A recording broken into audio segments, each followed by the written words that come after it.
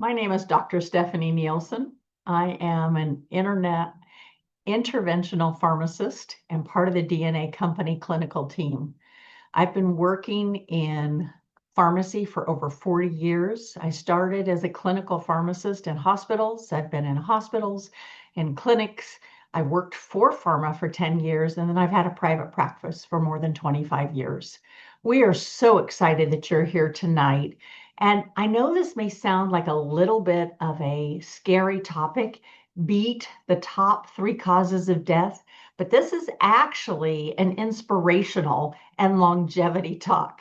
So I'm here to share with you some really fabulous insights based on your DNA with my partner, Justin Harris, who's going to pull himself off mute in a moment. And Justin is a regular clinician with the DNA company. He's one of our most popular clinicians because he has such a wealth of information and he's just so fun to be around. So welcome, Justin. I'm so glad you're here, and welcome to all of you. We're so glad you're here with us. Thanks, Dr. Nielsen. I'm excited to be here. Welcome everybody to the webinar. Great topic. This is one of those things that we need to be talking about modern day. And I think that the world has evolved, right? And the human experience has gotten more and more complicated. So there's been an introduction of more toxic and inflammatory elements that our biology has to deal with all the time. And with more technology usage and, just food supply instability and toxic body care products, you name it, newer generations are having to combat this from day one. And I think it's really showing up in their biology. So the onus is really on us, right? To understand that our epigenetic environments are constantly changing. And even from 50 years ago, the epigenetic environment that we live in is way different and it's interacting with our genome. And it's really creating more difficulty getting high quality gene expression as well. So we need to understand genetics and the interplay with this new world that we live in order to live longer and better lives. Exactly. So if you are here, we took a poll, and Justin and I are going to go through that poll, and then we're going to dive right into the information. If you've not been with us before, we're going to go about an hour. This is an interactive. We do want you to participate. We'll be asking questions. You'll put things into your chat. You'll notice there are two different buttons. There's one, a chat button that goes back and forth. We will see the responses. You may not. There will be some we will send to you. And the second thing is the Q&A. If you have questions you want us to answer at the end of that hour, we'll go for 15 to 30 minutes answering personal questions, and you can put those in the Q&A. So chat is when we're interacting during the webinar. Q&A is if you have a specific question. And with that, Justin, let's get to our poll, see who we have with us tonight.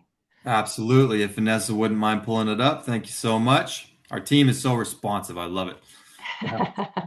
Okay, so we asked you guys a handful of questions to get kind of a read on you and see why you're in there. It looks like the first question is, what age group are you in? So we're kind of separating tonight's talk via baby boomers, Generation X, and millennials.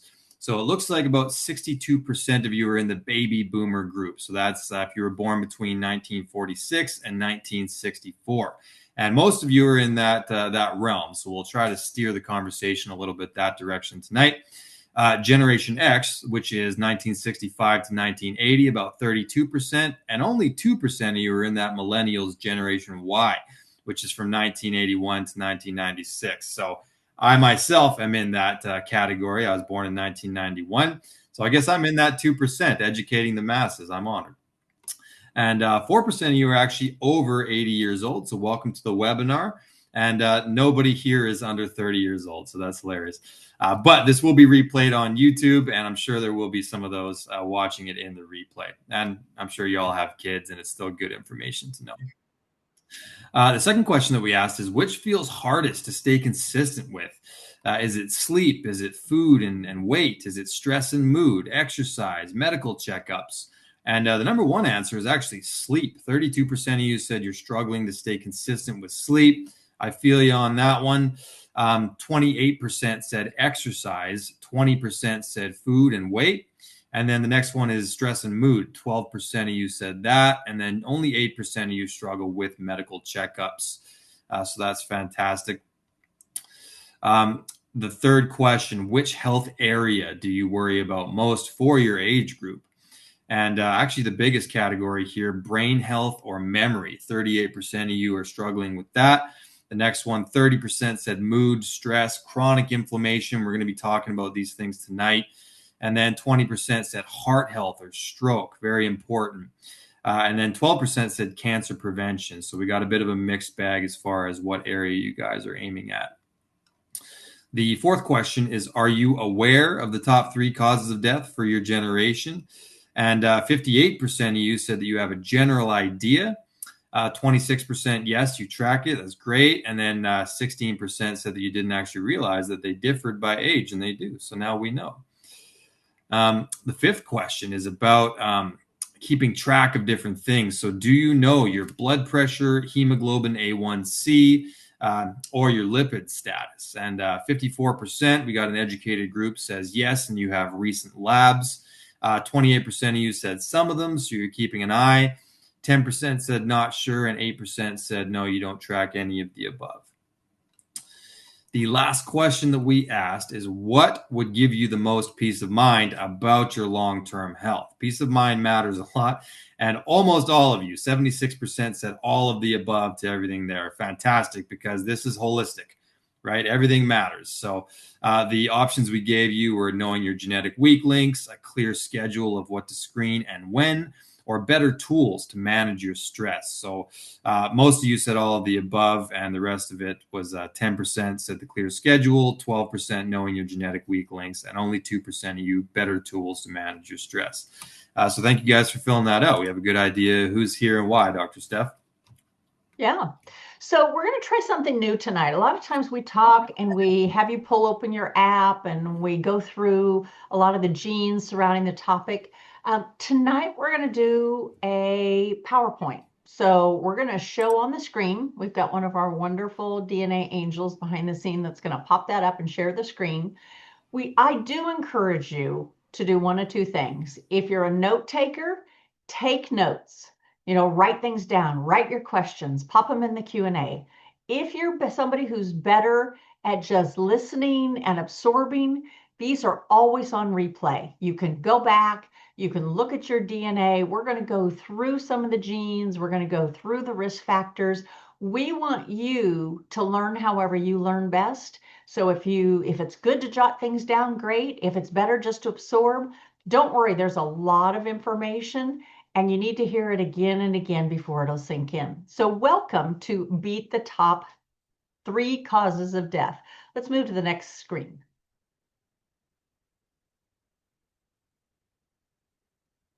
So most of us here are baby boomers, and I'm in that with you.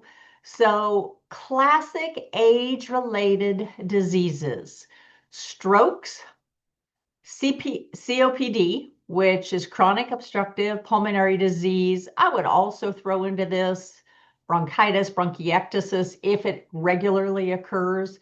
And what is the big fear of most people our age? Alzheimer's. We watch, people around us, whether they're friends or family members, starting to not keep their brains so well. As we know, Alzheimer's now is being called diabetes 3. And we're going to go into why that name is so important and what we can do. Justin, why don't you go into some of those biological drivers and we'll go through them so we can talk about each of these. Absolutely. We know that genes do not cause disease, right? But I think that rather there is this interplay between environment and genetics that can kick disease states into high gear. So when we map out genes associated with inflammation, oxidative stress, insulin resistance, vascular injury, etc., what we're looking at is a priority template, which we can then use to guide epigenetic decisions, right? So these are some of the main movers, right? Oxidative burden, there's genes that are associated with that. Vascular inflammation, there's genes that are associated with that. Declining brain clearance and sleep quality, reduced stress recovery and chronic inflammatory load. All of these things have genetic components, right? So when we understand that the gene is suboptimal, well, now we have to sort of manufacture the ideal epigenetic environment with your energy, thoughts, and actions, your daily decisions, because now we need to counteract that with the input. Your epigenetics can override what the gene genotype actually is. So when we know, listen, oxidative burden, we need to be able to clear that better. We need to be able to manage inflammation better, especially vascular. That allows us to really alter your lifestyle behaviors to create a higher quality gene expression. And I think that that's the name of the game when it comes to functional genomics. So when we look at these long-term vascular inflammation, we know cardiovascular disease is the number one for both men and for women. We as baby boomers have to pay attention to our cardiovascular health. We have a cardiovascular section in our DNA 360. So we'll go through some of these genes in a few minutes. But I know that all of you think about cholesterol and think about vascular information, maybe ApoE or some of the others. So what we want to do is make sure that you realize your genes are not your destiny, but they are a roadmap, and there may be things you have to do differently to lower that risk. Oxidative burden, reactive oxidative species. You've heard of antioxidants. Antioxidants shut down that oxidative burden. What we want to do is say, are you an overproducer of oxidation? Or are you an underproducer? Because nowhere on either end is good. We want you to be right in the middle. Declining brain clearance. Sleep quality. Are you a good sleeper? I will tell you, most boomers are going to say they don't sleep well, or they have to take something to sleep. What are the ways we can naturally improve most of our sleep quality? And then stress and recovery from chronic inflammation load. So you can see our primary focus for the boomers: vascular health, sleep, and inflammatory control. Let's check out those Gen Xers with the next slide. We'll go through those briefly, and we'll go through the millennials briefly, and then we'll get into some details. Justin, let's go through Gen X. Yeah, so Gen X has got some different concerns, right? I mean, again, the world is evolving, and so are the red flags associated with our health. So if you're in this Generation X, there's this midlife collision concern, which has to do with things like cancer, heart disease is a lot more prevalent there. Same with things like deaths of despair, right? So alcoholism, things like that that are associated with dopamine pathways, trauma response, all of that would be considered deaths of despair. And there's a lot of biological drivers, right? I mean, when we talk about lipid-driven vascular injury, that some people just don't have high quality hardware, right? They don't have dense endothelium based on the 9p21 gene. It's actually a locus, so it's like a chromosomal location. And some people have these higher G presentations where their endothelium is just naturally thinner. So when we have inflammation come up, it does more damage. There's more tears and they're more pronounced in that endothelium. Chronic metabolic stress, right? Some people don't deal with triglycerides as well. Some people have just a genetically compromised insulin response and they don't have high quality metabolism because of that. Years and years of this makes it so that you end up with metabolic syndrome and things along those lines. Stress inflammation feedback loops, right? So that's that HPA axis. When you have so much cortisol and it's shutting down different components of your immune system, that's going to make it so that your longevity can be compromised, right? You don't have that high quality immune response anymore. And same with just the heightened stress sensitivity. It affects your mood, it affects your behavior, your decision making. So we've got trauma responses, we've got dopamine binding to consider there. There's a lot going on, and that's all in your mood and behavior profile. If you have the new reports, we've expanded on that quite a bit because there's a lot more HPA axis considerations now than we used to have in the older reports. So dive into that mood and behavior because it can tell you a lot about how your body and your nervous system react to different things. So it's interesting. We had cardiovascular and our Alzheimer's, which is a sugar disorder. And now at Gen X, yes, we have cardiometabolic. So cardiovascular, but more on metabolic disease, that prediabetes, that metabolic dysfunction, lipid management. How many of you have heard your cholesterol, your cholesterol, your cholesterol? But Gen Xers have grown up with cell phones. They've also grown up with high tech. They've also grown up with some of the social media and the speed and the increase of information, whether it's information or disinformation. And so the stress is a lot higher. Now, a lot of people in the baby boomers say, I'm not that techie. I don't get on the phones. I don't get on social media. So they don't have. Oh, I've got some really bad feedback, guys. I don't know. Somebody just unmuted that. Um, and and so what happens is each generation, as they become slightly different in how they experience the world. How many times have you said, oh, if we could go back to my childhood? Or my parents would say, oh, if we could take you back to our childhood. So stress is a much bigger deal with the Gen Xers because they've grown up with such a fast-paced society and they've gotten that dopamine addiction the way Justin was talking. So think for yourself, do you have ways to unplug?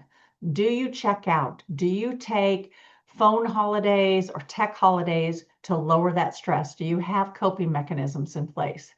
All right, let's look at the millennials because it's interesting. They too have a different set of issues and drivers.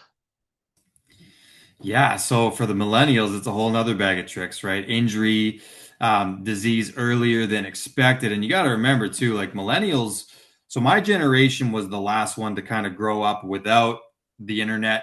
When I was in high school was when it really started to become prevalent. So it's like from here on out, nobody has that normal childhood anymore without all of the tech and the blue light and the Wi-Fi and all of these different things. So now I think that we're going to start seeing a lot more of that genetic presentation where there's just chronic inflammation being turned on because we've got so many different elements that are fairly unrecognizable to the body, right? The human genome hasn't evolved fast enough to really recognize what this flashing device in our face looks like. So that's, I think, part of why we're seeing these disease states start to show up earlier. There's also a lot more risk behavior, right? Because of the dopaminergic side of things. Like everybody is so dopamine dependent now because we do have these things that are dopaminergic as far as like palatable foods and the devices in our hands. These things are starting to hardwire the dopamine pathways to where people are going to engage in more risk taking behavior. So that's where unintentional injury and overdoses and poisoning, motor vehicle crashes and other accidental injuries. Those are more prevalent now because a lot of people are just wired differently to be very reactive. And, you know, social media is so quick, right? It's that quick reward response that we all have now to where we can't pay attention long enough. So there's rising concerns, right, for early heart disease and colorectal cancer. Your heart is directly tied to your nervous system. So if everybody is wired to be more anxious and things, it's going to directly impact HRV and these palpitations and different readings with cardiovascular stress. And there's a lot of biological drivers going on here, right? Metabolic instability because foods have been changed and are so much more hyper palatable than they used to be and calorically dense. A lot of circadian disruption. I'm telling you, in my coaching, I'm seeing that over and over again because we're on devices well into the PM. So the cortisol is suppressing melatonin, right? And it's raising blood sugar in the PM and things like that. And it's causing circadian disruption. Again, reward risk vulnerability. That's the dopamine pathway. And then stress reactivity is influencing risk taking behaviors as well, right? People are more anxious and their brains are more tightly wired than they ever have been. So I'm going to boil it down to a few things as a boomer. One of the things, they take so many more risks than we did. We dated one person at a time, not multiple at a time. We didn't do speed dating. We got introduced to people or we met people in our, whether it was our church or work. Now people meet people all over the world, form these bonds, and then travel great distances, never having met this person to go see if this is going to be a life, partner. This could be considered a risk-taking behavior. Because that adrenaline rush is so high, how many millennials can say they have zip lined and bungee jumped and, gone down a raging river and, camped in the wild or ran with the bulls? There's not as many boomers that will say that. So there is this very risk, almost sense of, I don't want the whole stability thing. I want to be free, And so we have to remember that all of these things are not good or bad.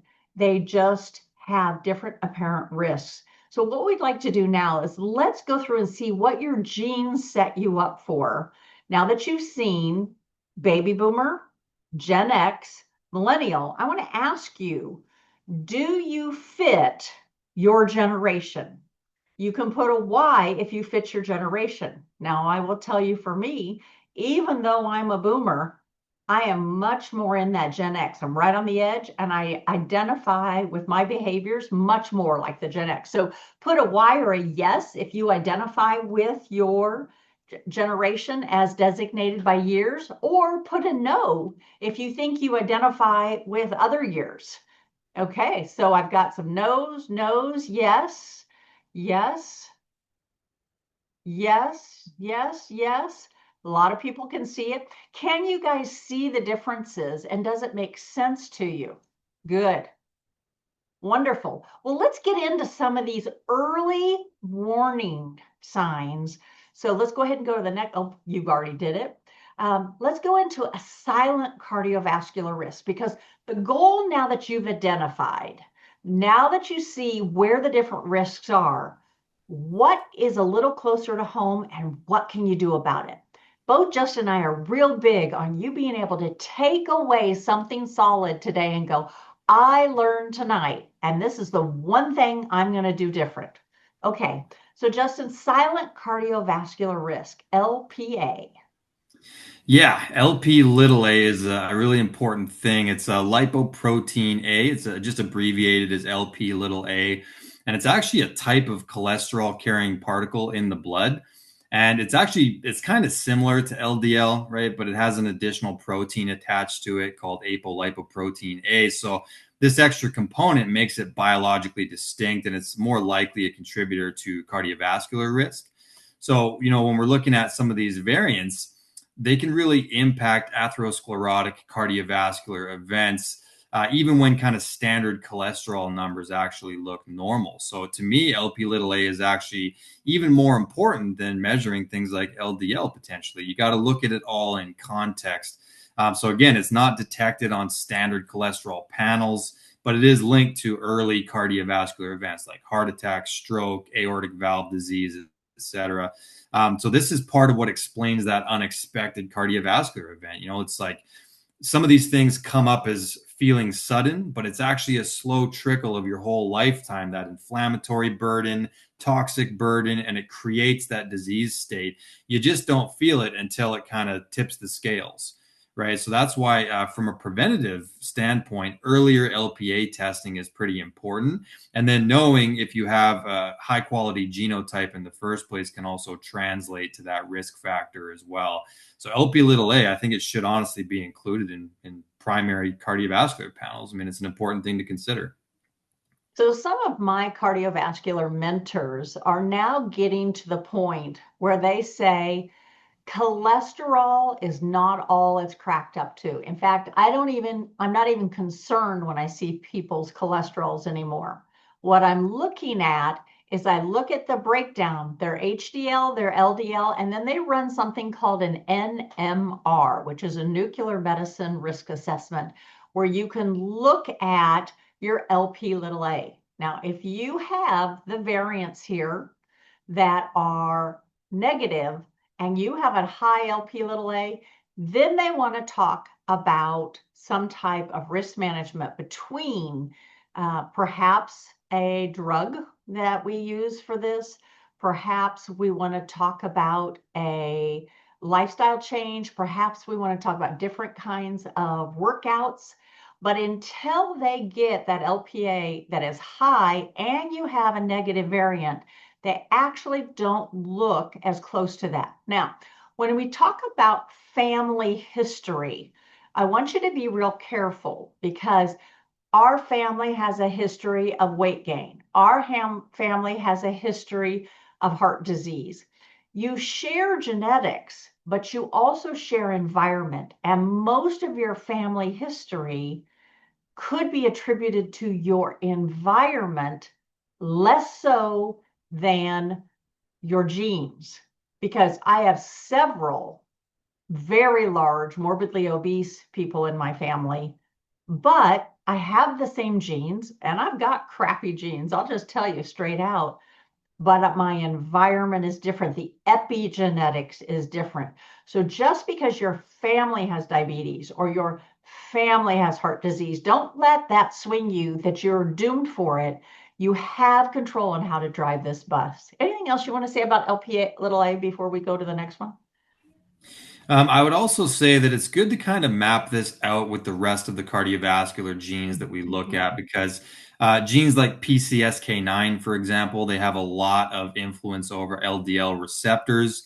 I really think that looking at like your nitric oxide genes, understanding your ApoE, there's a gene called ACE that has to do with blood pressure. I try not to stress one element over another because the cardiovascular system really is a closed loop system and it's directly tied to your nervous system. So this is not a case of like one equals a problem, right? The LP Mhm. little a is a very important thing to consider, but I always look at the 9p21 gene locus to see how your endothelial integrity is. You want to look at your PCSK9 to see if you have normal encoding of LDL receptors. If you don't have high quality nitric oxide genes, if you have a 4 allele in the ApoE, you're a lot more likely to have that plaque buildup and that calcification.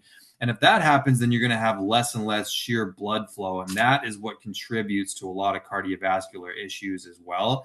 So, just from a theme standpoint here, I don't recommend taking one gene ever and calling it the this gene or the that gene or really zooming in too far. Our new reports are really map based, right? It's a lot about, rhythms and patterns and things. And under no circumstances do we say you have this gene and you're going to get that.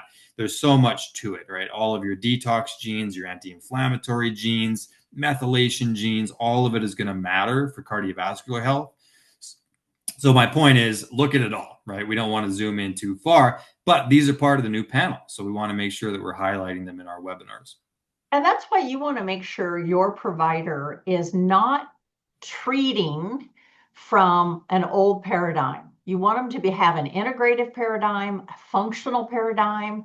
They may or may not know a ton about genetics, but to work with one of the DNA company practitioners that can go through all of your risks and show you what you can show your practitioner to look at things. Most of the people that are attracted to our work are very proactive and they want to know the good, the bad, the ugly, and tell me what I can do about it.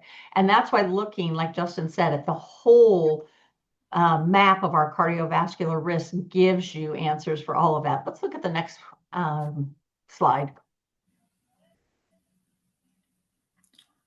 ApoA5, very important one as well. And this one really has a lot of influence over blood triglycerides, right? So blood triglycerides, it's a type of fat that's found in your bloodstream. And really it's triglycerides, they're the main form like of stored fat in the body. So after you eat, your body converts excess calories, especially if it's from carbohydrates and sugars and things, into this triglyceride, which are stored in the fat cells for basically later energy use effectively.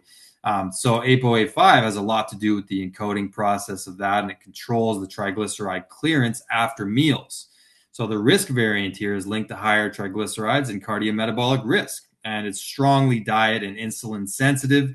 This is one that I recommend looking at alongside your TCF7L2 gene because that controls the insulin response. And you're also going to want to look at the AMY1 gene because that has a lot to do with your starch metabolism. But the risk variants, again, I mean, they're linked to fatty liver tendency. Remember, tendency is the key word there, and accelerated cardiometabolic aging. So it can help to explain why metabolism differs despite similar habits between people. So, as a clinician, somebody who sees patients, I'm going to tell you your triglycerides are directly related to your sugar intake. I've seen people with triglycerides at 700 or 1300, and the standard lab panel is going to say 150 or less. I'm going to tell you if you want optimum health, you want to be between 40 and 70.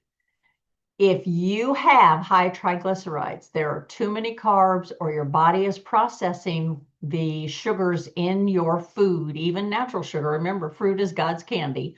And so it is processing in a way that causes you to have insulin sensitivity issues and storage issues. Now, here's the second tip for you. How many of you have ever had a high cholesterol and you've gone to get a life insurance test and you're like, ugh, I don't know if I'm going to get because my cholesterol's a little high. Ooh, what should I do? And then you get past and you think, oh my gosh, I got through. I will tell you, I have a very, very close friend who is very, very high up in the life insurance world. And they no longer look at cholesterol as a key indicator for exceptions. But do you see where it says linked to fatty liver tendencies? The thing that they're looking at is the number one indicator for longevity and for overall metabolic health is the GTT test, the gamma glutamine transferase. The reason when sugar goes up and these triglycerides go up, you're going to store more sugar in your liver. The number one liver disease is non-alcoholic fatty liver disease. And when you ask a gastroenterologist what to do, they say, try to change your diet, try to move a little more, come back and see me in 6 months. They give you no clear advice because the research isn't there. But life insurance, if you have a high GGT, you're either going to get a non-preferred status or you may get rejected. This is why it's so important to know your numbers. And we're going to talk about knowing some of your key numbers. Your GGT is a really good one to know. And we'll go through a couple more in a minute. Let's go to that next one after ApoE. ApoE, I like this one. There. This one is near and dear to my heart because I have a risk allele myself in this. And this one, I mean, they call it the Alzheimer's gene as well, right? Which so there is an association with this and Alzheimer's and dementia. Again, let's not look at it like that because there is no one obesity gene, one Alzheimer's gene. It's a map and there's a lot of moving parts. But effectively, ApoE, I mean, we've talked about it before on these webinars. It represents your body's ability to efficiently use cholesterol to address inflammation and then be pulled back to the liver on an efficient cycle, right? When we have inflammation present, usually because there's toxins and things that aren't being cleared, the body will disperse that cholesterol because it's really sticky and viscous. It's like a Vaseline. And it will go ahead and smooth over microabrasions in the blood vessels of your body. So cholesterol has that purpose. But when we have especially the 4 allele in ApoE, so 3-4, a 4-4, the 2-4 is not as bad, but especially if you have the 3-4 like I do or a 4-4, that represents a decreased ability of your cholesterol to be efficiently released from the liver, address the inflammation, and then get pulled back. So when the cholesterol is kind of left hanging, right, and we have a lot of toxins present because we're not detoxifying well, then the toxins will start to plaque and harden the cholesterol, and it turns it into like a concrete in the blood vessels. The more of that starts to accumulate, the less sheer blood flow is allowed, right? So that's what starts to kind of suppress the blood flow to your brain. And over time, you can have, brain inflammation because you're not getting high quality circulation to it. That's why it's a contributor to the Alzheimer's conversation. So a 3-4 or a 4-4, that can be problematic with regard to cardiovascular health and brain resilience because it connects cardiovascular health and cognitive aging. So that all really matters. But again, the theme is inflammation, detoxification, and circulation, the Asians that Dr. Nielsen loves to say. I love to say Asian nations. So it's interesting. Marianne, you had a quick question. It is GGT, the gamma glutamine transferase, but I also said GTT, which is glucose tolerance test. Both of those are critical. Most people don't get a GTT. And the reason that's important is that is the final determinant on whether you have diabetes or not. When you are told you have metabolic disorder on any of these pathways or pre-diabetes, without a GTT, you don't know if you actually have crossed over the line and gotten to diabetes. That is worth you getting because we're measuring glucose, but we're not always measuring insulin. And insulin is the key indicator here. Are you starting to see a trend that it's about inflammation control metabolic stability, and risk management. We were talking about the three biggest, causes of death. Each generation, it's different, but each generation has ability to control this. Let's go to the next one. 9P21. I must share this. This is actually when I go over someone's cardiovascular panel. This is typically the first one that I actually look at because I think that knowing the quality of this gene kind of translates to how much damage other problematic genes can do. So this will be in your cardiovascular report. This is one of our legacy genes. We've always had it on the panels. And it's actually, like I mentioned before, it's what's called a chromosomal locus. So it's like a location on the chromosome. And we measure it from 0G all the way up to 6G. The more G's you have, what it translates to is the thinner your blood vessels are, that lining of your endothelium. So the most common genotype here would be 3G. And if you have anything above that, a 4, 5, or a 6G, that represents a heightened risk state because you have thinner, just baseline endothelial, densities. So you can imagine if anything comes along and creates more inflammation, there's going to be little micro tears that happen along the lining of that endothelium. If it's thinner, then that damage is going to be more pronounced. It's going to lend itself to a higher likelihood of a cardiovascular event. So the more G's you have, the more that you need to manage inflammation, the more that you have to manage detoxification, metabolic stability, etc.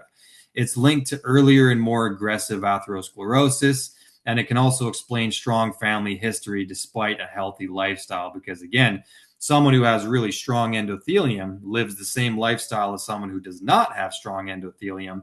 Any little inflammatory insult is going to do more damage to the one with less overall density there. And I saw a question in the chat about AG.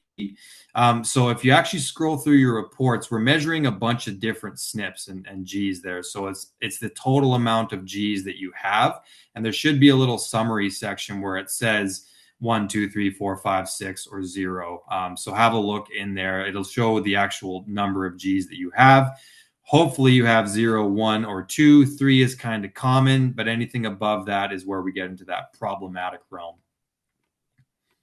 Welcome. Of course, I'm a 6G. Oh, you are? You do such a great job of managing inflammation. I must brag a little bit here that I'm actually a 0G, but I do have other problematic genes as well, like I mentioned, ApoE3/4 and things like that. So it's about the total load, right, of the inflammation and how you manage it. So let's go into a little practical. I'm a 6G, so I inherited vascular vulnerability. But what do I do about it? First of all, I own a PEMF device. If you don't know what that is, it's a pulsed electromagnetic frequency device. In 8 to 15 minutes, I move my blood like I just ran 5 miles. So I can lay on it and I can get that blood flow that will last for 16 to 24 hours. So yes, I work out, not a ton, but consistently. Consistency is more important than huge and then drop off, than huge and then drop off. So I have a PEMF machine, so I keep my blood going. That also improves my glycocalyx. My glycocalyx is the thin layer inside. I make sure I get plenty of nitric oxide to keep things open and moving. And I live a very anti-inflammatory lifestyle. But the other thing that is critically important is I know my numbers. I get tested. I have a high sensitivity CRP that's very low. I have done a calcium score where you go, you get a quick little CT scan on my calcium score, which shows your hard plaquing. I'm a 0. Now, there's soft plaque and there's hard plaque. So what it says is usually you have soft plaque, you can't see on that, but on the calcium score, when you see the hard plaque and they have me at 0, the likelihood of having soft plaque in there is very low. So I have kept no hard plaques forming. I have kept my blood moving. I eat anti-inflammatory foods and I don't worry. It is about quality of life, not necessarily quantity. Now I'm already in my early 60s. So, and all of my grandmothers have lived to their early 90s. I think I could live to 100 if I want to. But again, it's quality, not quantity. Early screening, early monitoring is really more important than just because I have a tough gene and go, oh, well, I'm stuck. What about me? No, I don't feel that way. Now I go, I know what my blueprint is. What can I do about it? Does that make sense? Love it. I think that anti-inflammatory lifestyle strategies are always going to be your best bet if you do have the higher Gs. But again, mapping it out. So it's like understanding what areas of your genes are not working in your favor with regard to detox and inflammation. Like, I always talk about this game of identify the arsonist, right? So it's like if you have terrible vitamin D genetics, well, that's going to contribute to your inflammation if you don't get enough. So you need to manage that. If you have terrible mitochondrial detox or gut detox, I mean, we can kind of pinpoint some of the areas that your body doesn't manage the inflammation well. And that's the name of our game, is managing the inflammation, especially because we know that if you have a 4, 5, or 6G, that's how it's going to show up. You're going to have more damage to your blood vessels, and we don't want to have that kick off. So just knowing your diet, right? Alignment with your assignment, having your genes handy, and then creating the ideal epigenetic environment to manage that inflammation. That's always going to be your best bet here. Well, you talked about, inflammation and comp. Let's go to the next slide. Comp is so important. And if you've looked at your report or if you have one of the new reports, you will see a whole anti-inflammatory section. The inflammation is the root of all disease. So I'll tell you, what is when you get a scratch on your arm and it swells up and is irritated? That's inflammation. When you have a sore throat, that's inflammation. When you have your heart valves and your cardiovascular risk, that's inflammation. Cancer is inflammation. So all of these start with inflammation. Inflammation, you need inflammation on a short term to say, hey, go react to this. But on a long term, we need that cooled way down. So let's talk about why calm is so important for mood, stress, and inflammation. Yeah, and COMT is actually, so this is part of our legacy genes, right? We've always looked at COMT. We've always known that it was going to be an important mover. And it's actually a methylation gene, right? So it has a role in the methylation cycle. We've done many, many webinars about methylation. And it really clears catecholamines. So things like dopamine and norepinephrine, which is basically adrenaline. COMT is going to release those neurochemicals, and it's also going to clear them away. So when you have like a slower comp, for example, this can absolutely impact how your dopamine clears, how your noradrenaline clears. If you don't clear noradrenaline, for example, very well, and it sticks around, you're going to have additional nervous system activation, right? So that means that you're basically going to stay in a heightened state for longer, and that can kick your cortisol and DHEA ratios way out of whack, right? Because you're up and your nervous system is activated because you're not clearing the noradrenaline. Cortisol is co-released with adrenaline as well, right? So anytime that something causes stress, and that can be, a GI pathogen, that can be a food sensitivity, that can be getting cut off in traffic, you're going to have a cortisol release, and it's going to also be released with this adrenaline. If it's not being cleared properly, it's going to make it so that your nervous system has to kind of stay activated, and that can cause nervous system related issues as well. So COMT even has influence over that because it's also clearing dopamine. It can actually increase, risk-taking behavior and addiction, and you can end up with stress-related injury and issues there as well, binging tendencies, addictive tendencies. And COMT even has a role in estrogen clearance as well. So if you're somebody that has a lot of toxic estrogen metabolite buildup, you want to pay attention to your COMT gene as well because it is part of your methylation process. Fabulous. So you can see impacts your sleep. What did we say? We said sleep was critical for repair, stress regulation. Each one of these has a different way they look at stress and overstimulation. Remember, comp is a big part of your cleanup crew. Let's go to our next one. Stress recovery and information overload. Yep, yet another very important area. We're talking about a lot of important stuff tonight, and the couple of genes mentioned here are the NR3C1 gene, and that really has a lot to do with glucocorticoid receptor gene regulating cortisol sensitivity, right? So again, we're talking about the HPA axis, and we're talking about cortisol regulation because of it. These genes play a role in regulating cortisol shutoff, right? So kind of similar to how I was just saying about the adrenaline pathway. If you have a cortisol buildup because of that HPA axis is being kicked off with stress events, something has to shut it down sooner or later. Otherwise, you're going to stay in that chronic state. So the NR3C1 gene has a big role there. And when we have a problematic variant, you're going to have that prolonged stress signaling. It sustains low grade inflammation over time, and it multiplies things like cardiometabolic stress, cancer, and brain aging risk as well, because we're talking about the nervous system and the hormonal system and how they impact one another. The FKBP5 gene is another part of the stress response regulator that controls how quickly that HPA axis shuts off after activation, right? So again, if you can't shut down that HPA axis, you're going to be a lot more inclined to have what's called HPA axis dysregulation. So let's say you're somebody who has been under stress for a long time, and you go and you measure your cortisol, and your cortisol is low, and you're saying to yourself, well, how's that possible? I've been under so much stress. I'm very stressed, but my cortisol is low. And your doctor is telling you, well, it's in the normal range. That can actually be because you're at a later stage of HPA axis dysfunction.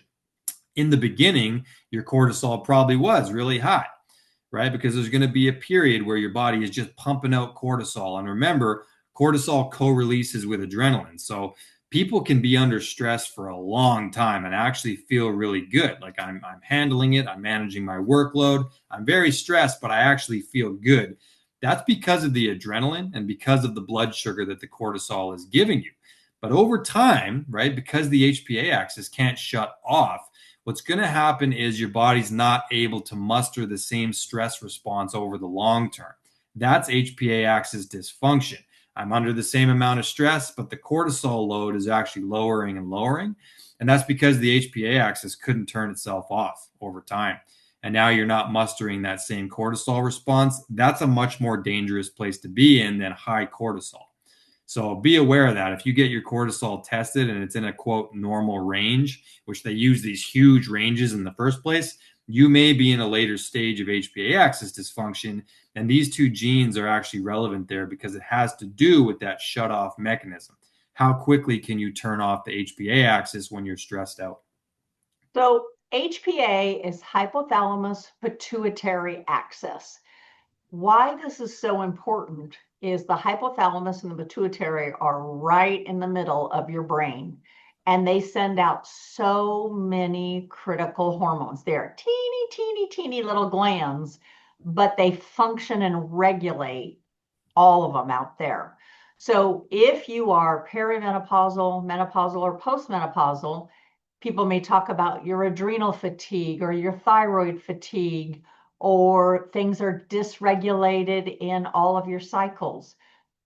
That's HPA axis dysfunction. What we want to do is we want to nourish each of those individual organ systems, but we also want to put it all together so that everything helps everything else. Everything works together, everything reduces. Now, here, I'll also tell you one of the greatest little pearls is the boomers, not so much, but after the boomers, a lot of people started getting in very toxic environments. And we have all of the microplastics, and we have all the fragrances, and we have the fancy car or the little plug-in things, the Sentis and whatever. Those are all hormone disruptors.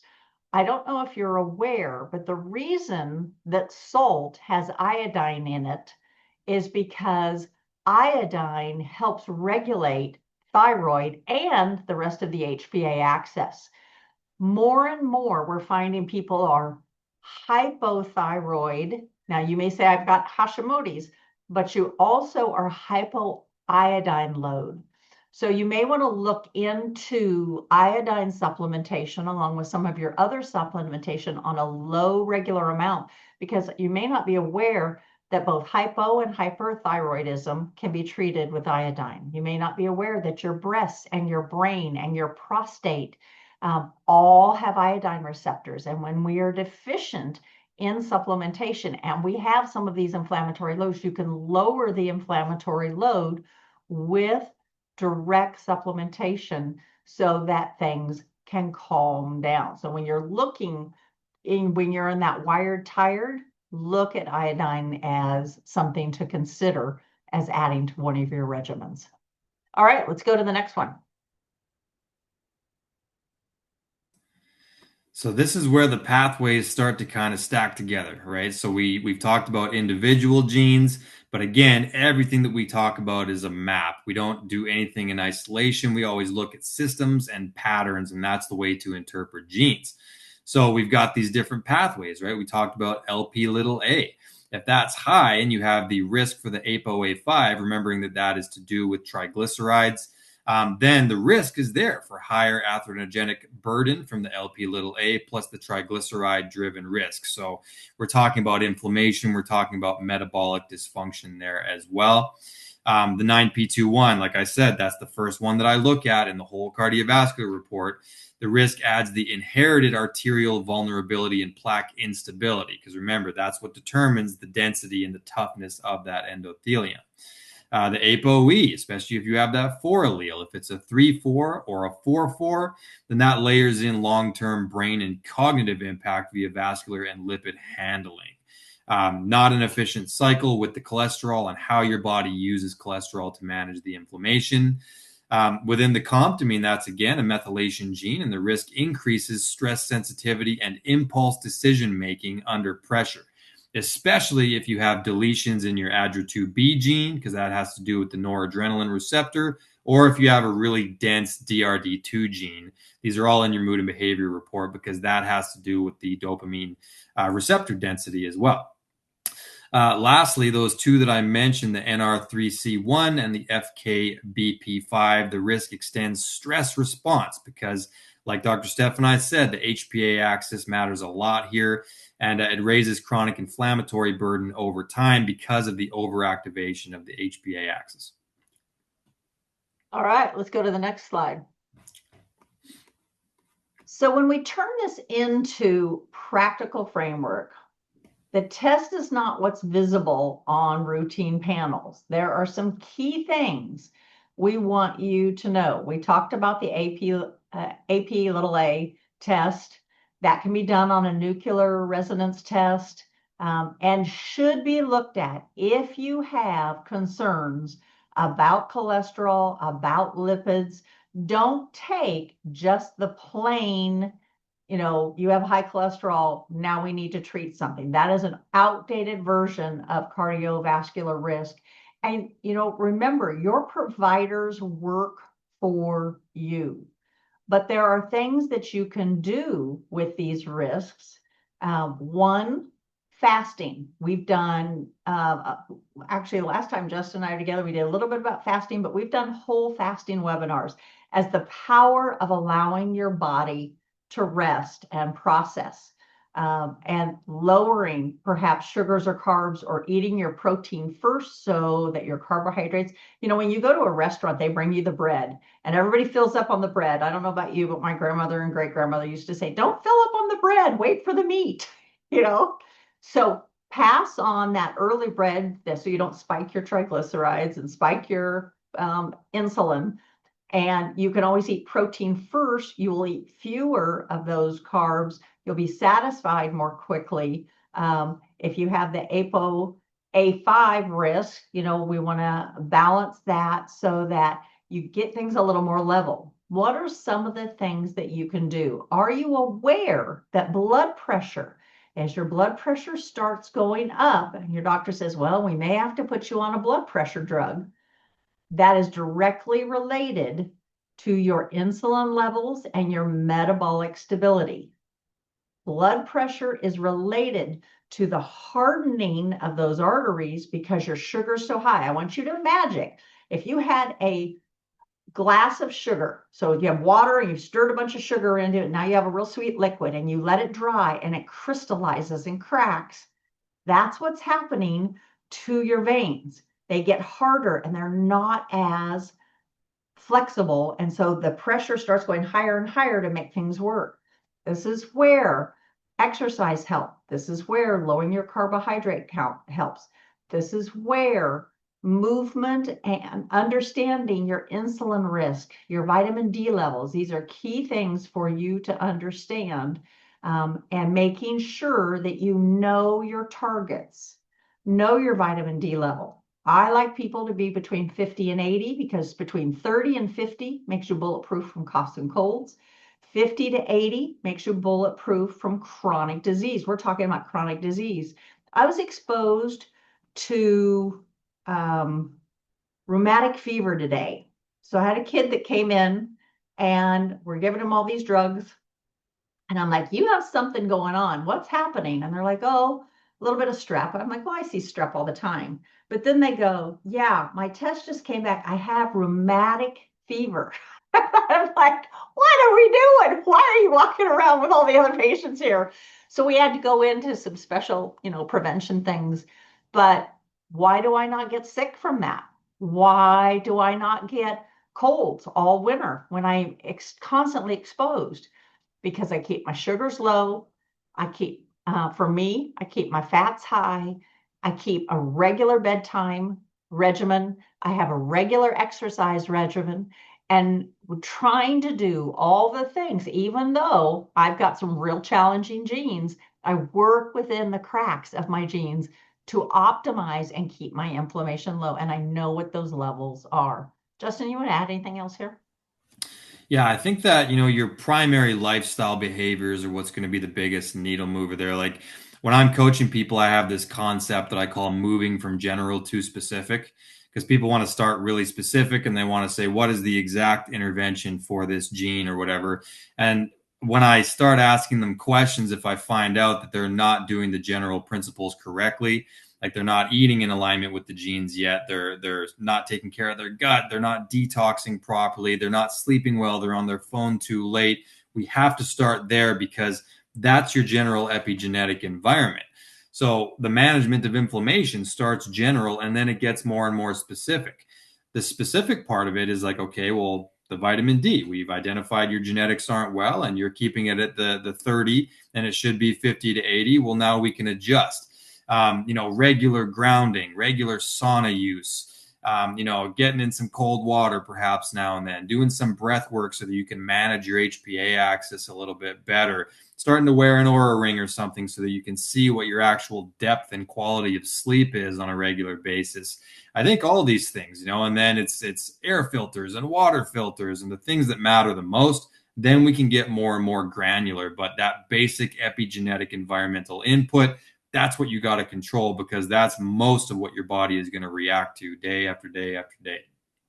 In fact, let's go to our next one, and we're going to talk specifically practical interventions. We told you we wanted you to take away something. For all of you that were saying, what were those vitamin D levels? Like Robin asked, did she say 50 to 80? I did. It used to be with vitamin D that 10 or less was considered fine. Now it's 30 or more is considered fine. 30 to 50 for cough and colds, 50 to 80. Some practitioners even take it higher than that, depending on chronic disease. But let's look at practical tips of things you can do. LP little a. Manage your risk factors. Keep that inflammation low. Keep your sugars low. If you do need to be on, there are very specific, instead of non-specific lipid agents, there are very specific agents that can work right with LP little a. But there are a new category that because of the whole carnivore craze that have been researched and are being discovered, which are called hyper responders. They're lean mass hyper responders who are very little, work out a lot, but their LP little a gets high. Still have to watch it, but awareness is the first key to moving forward. Next one.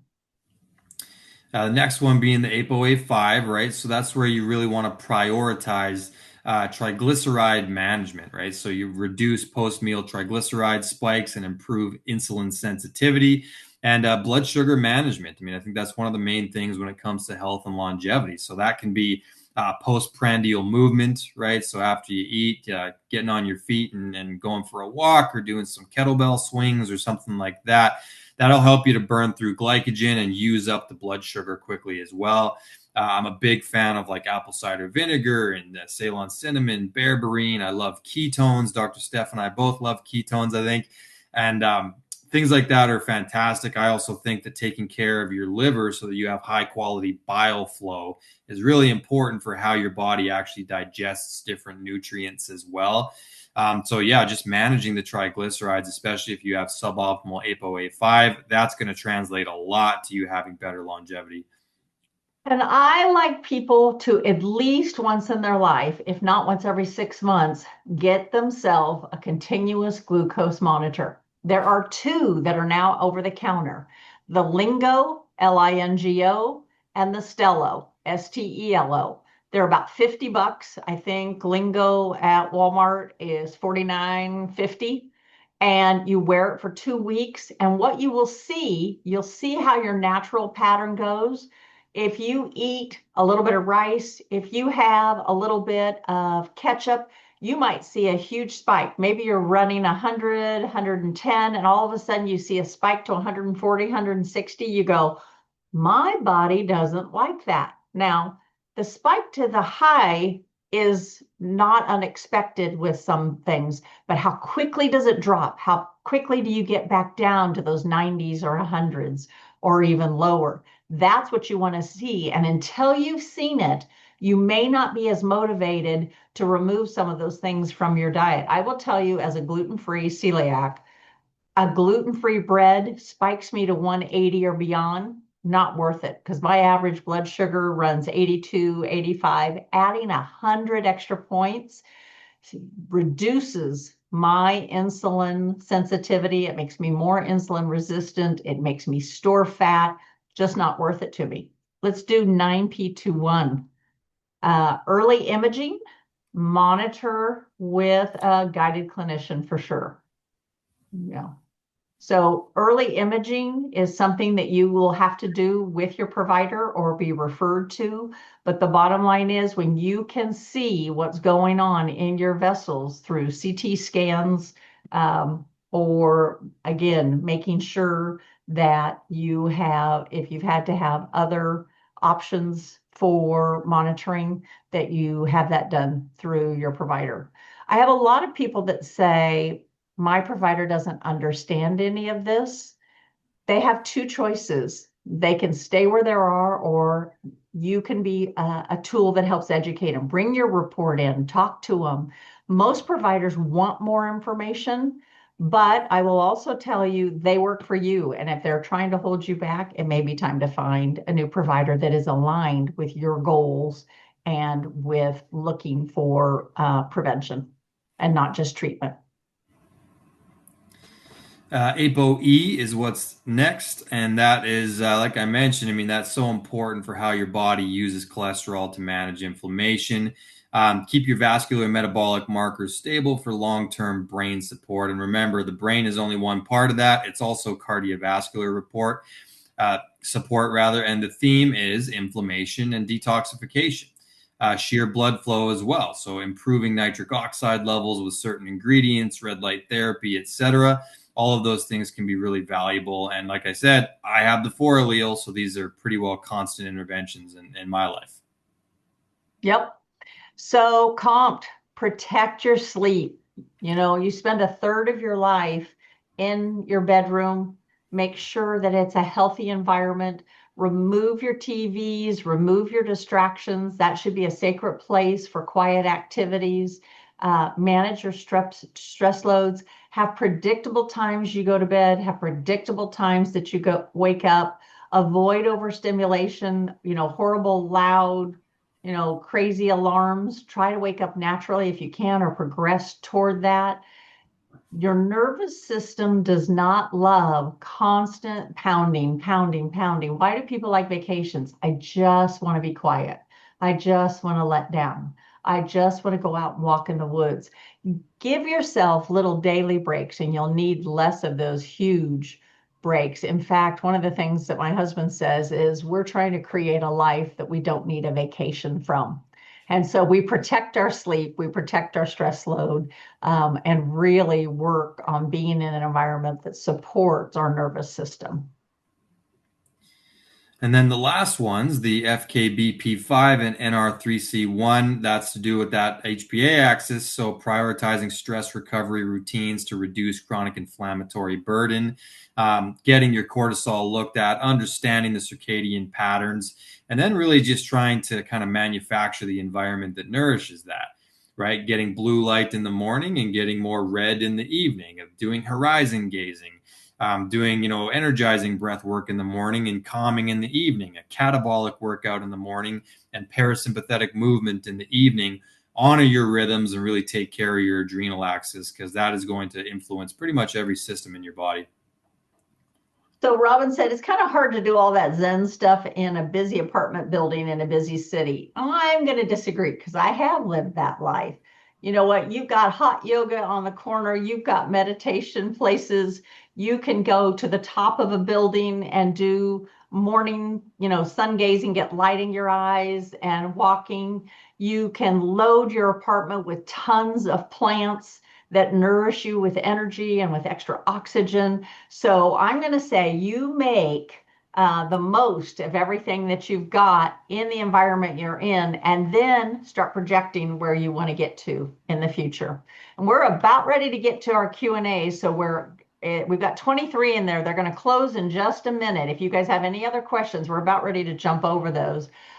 Let's do the next one. We want to go through, you probably know we've just updated our test. And you can see in our old DNA 360, we had the ApoE, we had the 9p21, we had the comp. In the upgraded, we have all of these additional genes. You can do an upgrade if you've had the previous DNA 360. We would love to do that. If you've never taken a DNA 360, this is going to be your chance to get a real big blueprint for your life, things that you can look at, work with, understand. I can't tell you how many people have said, if only I'd had this when I was younger, there's so many changes I would have made. Justin, you've been with the DNA company how many years now? 3 years. I believe I was hired officially January 2023, but 2022 was when I kind of got onboarded, and it just the official hiring was right at the beginning of 2023. So been a bit now. Yeah, it has been. And so the thing that is so cool, how lucky he is to be so young, so informed, and such a great coach for so many of our clients to really understand the ins and outs of the genes. And we keep expanding genes, but what sets us different from other companies, whether it's Ancestry or 23andMe or some of the others, is all of our genes are actionable. There's a lot of genes where they say, oh, you can curl your tongue. Yes, I can. I didn't need a gene test to tell me that. But these actionable insights is what sets us apart. And that's what also sets apart with working with one of our practitioners. And I'm going to have our back end team put an email in. There you go. Update your test today. You can go ahead and do an upgrade. We would love for you to have that. If you don't know about our DNA Way app, we have a DNA Way app where your test will be downloaded there, and it will give you all sorts of insight. You can upload your 23andMe. And Justin, I can't remember, can you upload Ancestry in there? Is it any raw data? I believe it's any raw data, but don't quote me on that. But the 23andMe is definitely the one that has the most common upload in our app beyond our own panels, because they test for 90 million different SNPs, and they're not necessarily, to your point, all actionable, but that's where you can get like kind of our interpretation on what those SNPs look like, because we're all about interpretation here, not flexing on the number of SNPs we test for. Yeah, because a lot of them you can't do anything with. And that's going to be our last slide. We'll go ahead and throw that up because we want you to be able to get your upgrade. We want you to be able to get your DNA 360. You can put in cheat death because you're going to learn how to cheat death and stay alive healthier longer and get 10% off a DNA 360. Well, so what we'll go ahead and do that. We're going to open up those questions. If you haven't already, close the question profile, and we're going to jump into that Q&A. And we will start answering some of those. For those of you who have to leave us, we understand this is available on replay, but we love it when you stay till the end and get your questions answered. So Sylvia says, osteoporosis is common in my family as we age. And is this something that can be addressed? Also, essential tremor in my family as we increase in age. Is this something we can address? So, I can tell you what I think about the osteoporosis. Justin, why don't you start a little bit and then I'll add. Yeah, I think that one of the more common things that people don't consider with things like that is actually the cortisol levels. When you have a lot of cortisol buildup, it can actually start to impact bone mineral density. So all the stuff we talked about tonight with regard to the HPA axis, I think that matters a lot, right? That cortisol load, the nervous system regulation, I think that can be really impactful there. If I was going to really go deep on it, I would want to know the totality, of course, of your DNA 360. But I think that's just an added little thing that people don't consider. Too much cortisol can affect your bones. That's part of that whole system. Well, and I think the other thing, Sylvia, is the Women's Health Initiative talked about not having estrogen and that estrogen was the cause of most women's breast cancer and other cancers. That has all been rescinded as in the last year. And now we realize that hormones are critical for long-term health, our heart health, our brain health, our bone health. And one of the things that I'll tell you is we have several of our providers who specifically work with, osteoporosis and making sure, like with the essential tremor, that nervous disorders and that bone density can be maintained through optimum levels in your hormone health based on your genetics. Okay, the next one is, what if your genes can add extra methyl group, which can cause cancer? What if your genes can add extra methyl group? I'm not sure I understand that one. Is that, Justin, do you understand that? What if your genes can add extra methyl groups? Yeah, so it's not so much about adding methyl groups as it is about how the methylation cycle goes as far as using methyl groups, right? So we talk about it as kind of a big map. And when you have a methylation cycle that's efficient or inefficient, that's how we look at it, because the methylation cycle is very much a balancing act that the body's always trying to manage. For some people, what we call it over methylating, that means that your body has too much methyl group availability, and they're very highly reactive groups. So the best thing that you can do for that, David, which I met David, by the way, shout out to David, would be to understand what methyl groups you ought to be adding or not. Some people need to get their B vitamins from non-methylated sources, like adenosylated sources. Or for B9, it would be like a folinic acid instead of a methylfolate. But really, it's about you not adding additional methyl groups than it is about your genes creating additional methyl groups. So donators, right, like SAMe, those kinds of things, you want to be really aware of that, because you can add methyl groups, but your genes don't really add them.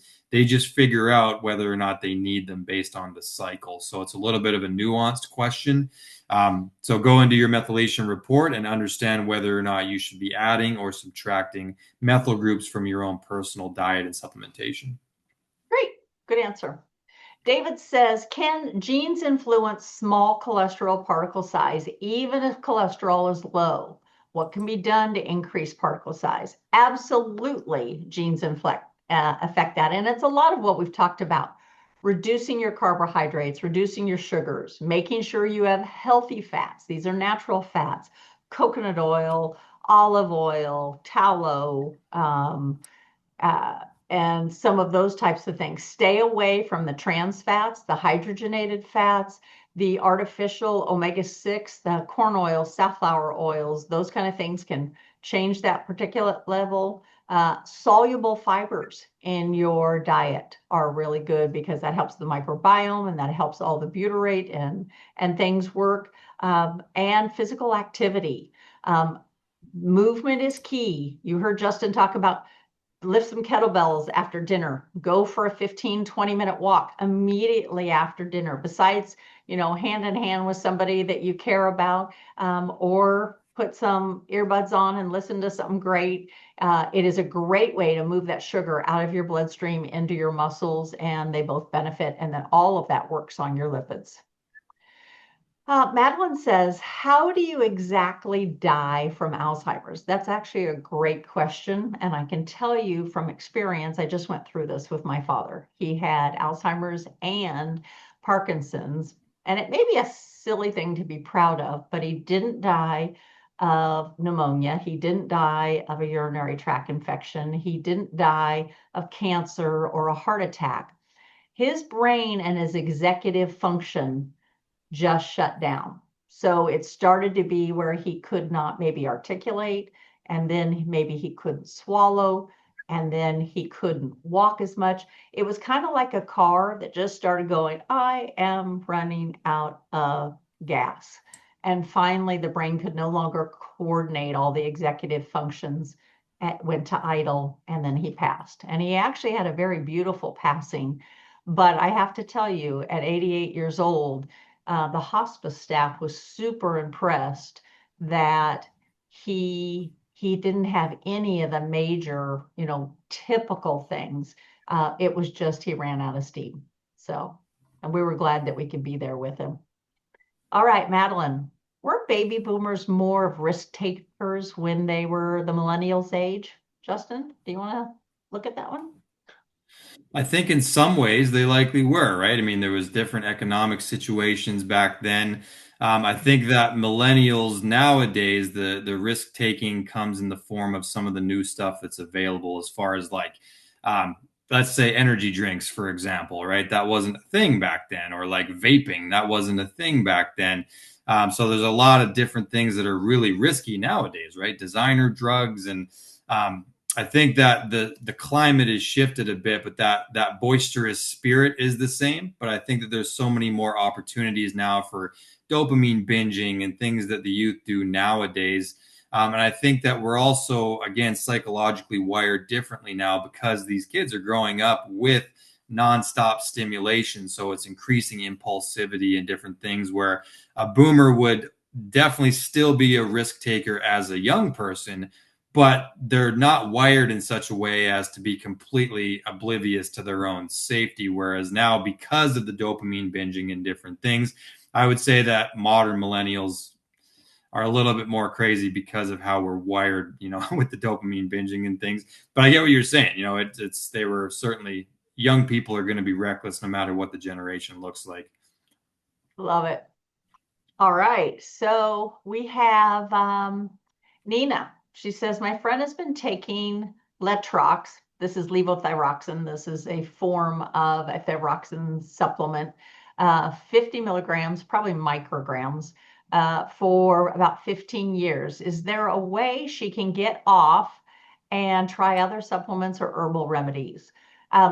It's not too late, but it also may not be necessary. That is a very, very low dose. I would have her look at Lugol's iodine and start with a very low 1 or 2 drops, and see how she feels. She may feel that it supports her thyroid and she doesn't need as much, or she can go to a few times a week. But I wouldn't do any of that without a provider, because after 15 years, your body works on a negative feedback cycle. And on that negative feedback cycle, it's going to say, I have had this steady state for so long and I am so happy. And I can tell you, people bounce over the place with their levothyroxine all the time. It would be irresponsible to say, start adding and just see how it goes. This is one I would say work with their provider, get them educated about iodine and see if it makes sense. Even having seaweed in the diet, even having more seafoods in the diet will add extra iodine on a low level, if she decides not to do the Lugol's. Celeste says, what is AFib? Do you want to look at that, Justin, or you prefer I do? You're the doctor, Dr. Steph. Go ahead.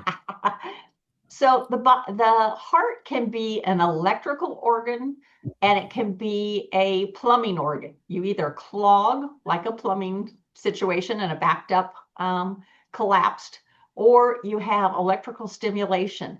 AFib is a disconnect in the electrical stimulation. We have little nodes in there that shoot firing, and when it fires, it goes loved up, loved up, loved up.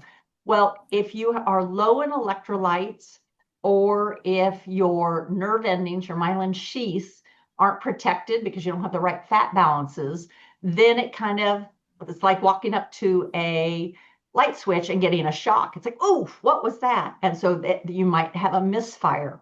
I can tell you the other day I was in clinic with some of our staff, and I heard all of a sudden, oh no. And right then, one of our techs sat down and his defibrillator went off. Now, he's had um, heart attacks. He never felt a heart attack, but all of his blood markers showed that he had, and he has AFib. The defibrillator is there to prevent if there's an irregular or if his heart stops, it re-triggers it. And so it was obviously scary for him, but it was also very powerful to see how this device was able to react so quickly. He spent the night in the hospital, but then came back out and it was fine. Coincidentally, his doctor had said just the day before, these only last 10 years and you've got about 6 months left on yours. Well, 6 months is less than that because he's going in to get it replaced. So a lot of these devices have shorter lives or short-term lives and have to be replaced. All right, Debbie says, I'm 63. I'm a young boomer. I'm retired. I consider my lifestyle very chill. However, my Oura ring, my genetics, and my blood work say differently. My cortisol, my DHEA-S ratio, and my morning cortisol are a bit high. I eat predominantly Mediterranean, maybe a little bit of alcohol. I would ask kind of what kind of alcohol. I do movement, low intensity cardio. What else can I be doing? Debbie, or not Debbie, but Justin, what is your first advice?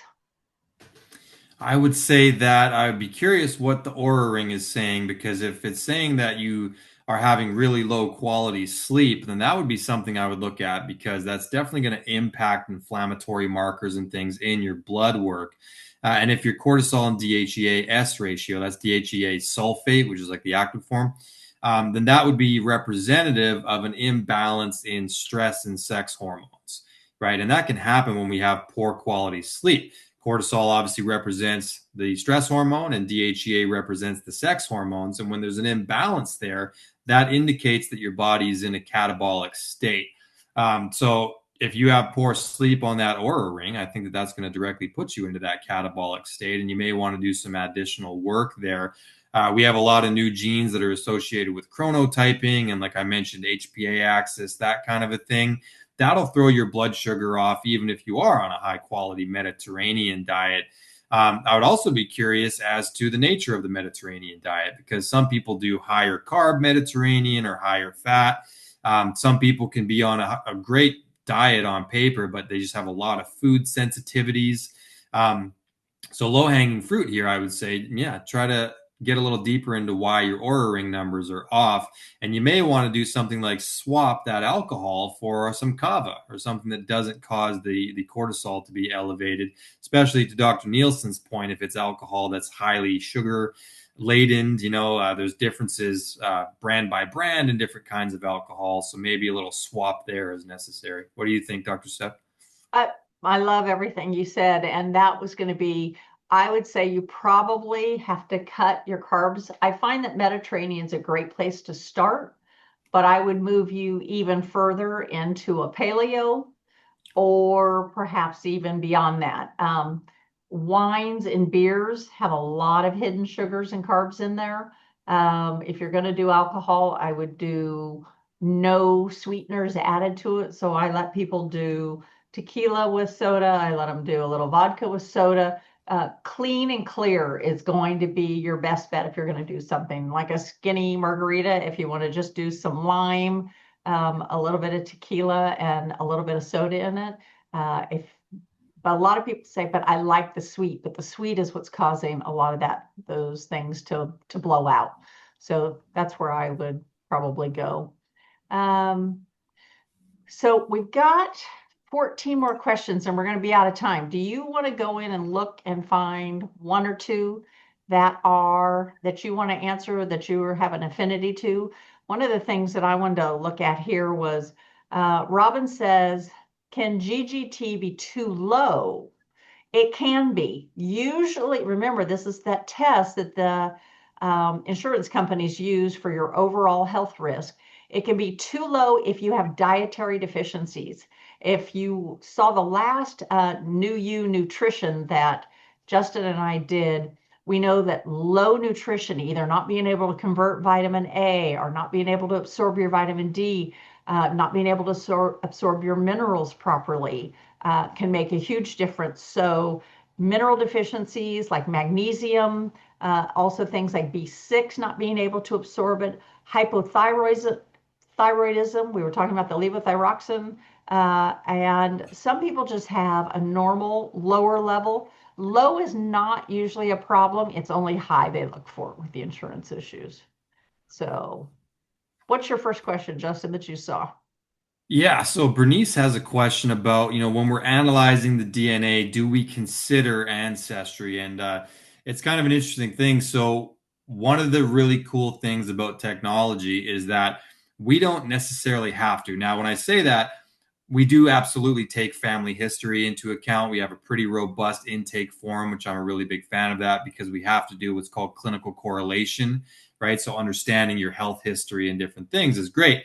But ancestry, as far as understanding really way back where you came from, we don't have to do that anymore because when you swab your cheek and you send it in, we land with a PDF with all of the genotypes, right? And all of the different copy number variants and things that we look at. So we don't necessarily have to know where your ancestry came from because a lot of people's ancestry is from all over the place because ancestry is not just 2, 3 generations. It's way back to hunter-gatherer times. That's when the human genome was forged. So if I tried to analyze my own ancestry in Scottish and English and Russian and all the crazy stuff that's there, it would make it just a jumble. It would be way too difficult to interpret. Instead, I can look at the gene and look at the genotype that I landed with because it's a trickle down effect from many, many generations. So we don't really need to look at ancestry because we can just straight up see the genes and the type that you have and then clinically correlate it to your lifestyle. Love it. Okay. Lisa says, my endocrinologist said I was in the toxic range with vitamin D.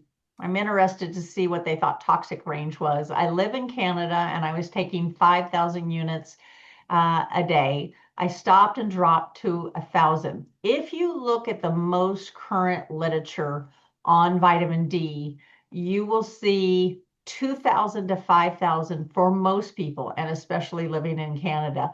And I think your ranges are different than ours, but the US range, 30 to 50, again, get your body up to the point where it can take care of the daily stresses, the coughs, the colds. But if you're really looking to prevent chronic disease, you've got to be in that 50 to 80.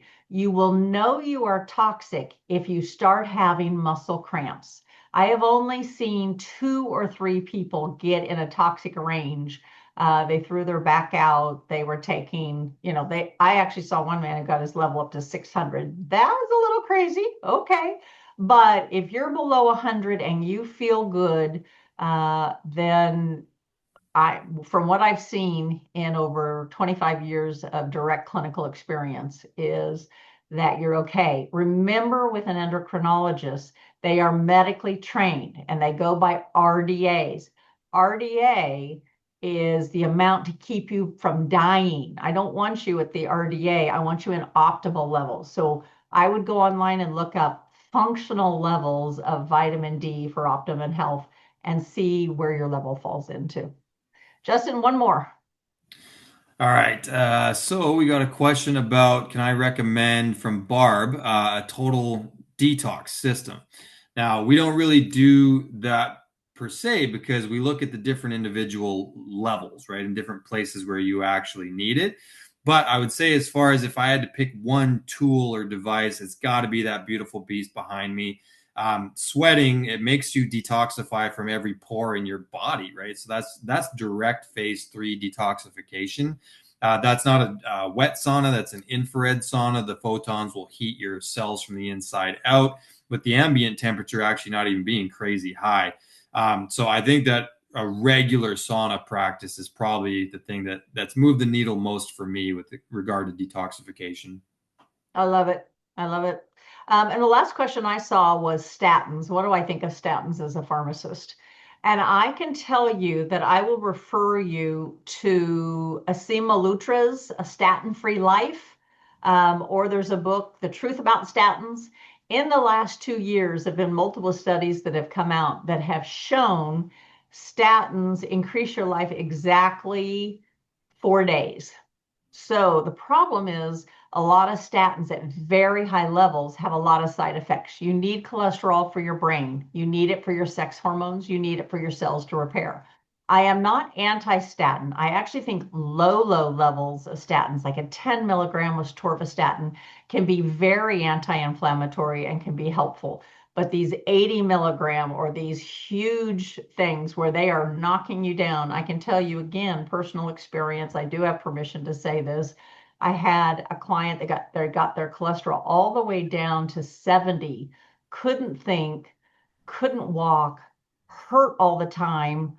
And I said, this is crazy. And so we did tell their provider, their primary provider, that we wanted to back off, got them up to 140, which I still think is ridiculously low, and they could function again. So I'm not anti-statin, but I will tell you that there is a majority of lifestyle things that you can do, and statins have become a sick care process, not a health care wonder.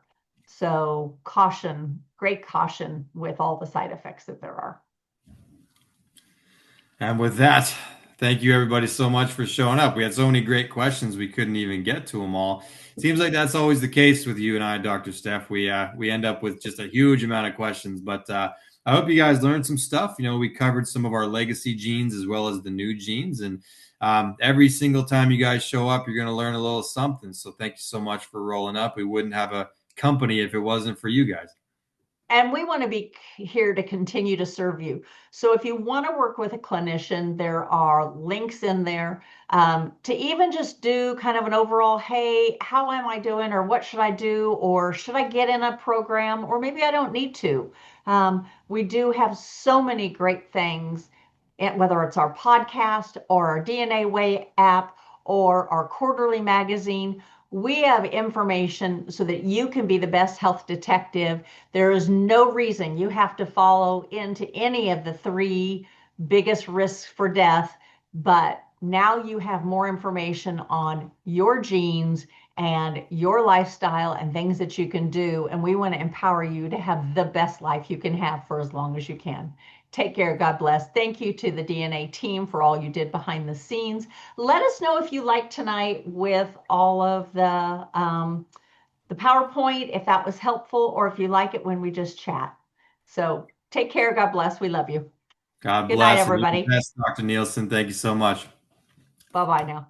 Bye bye.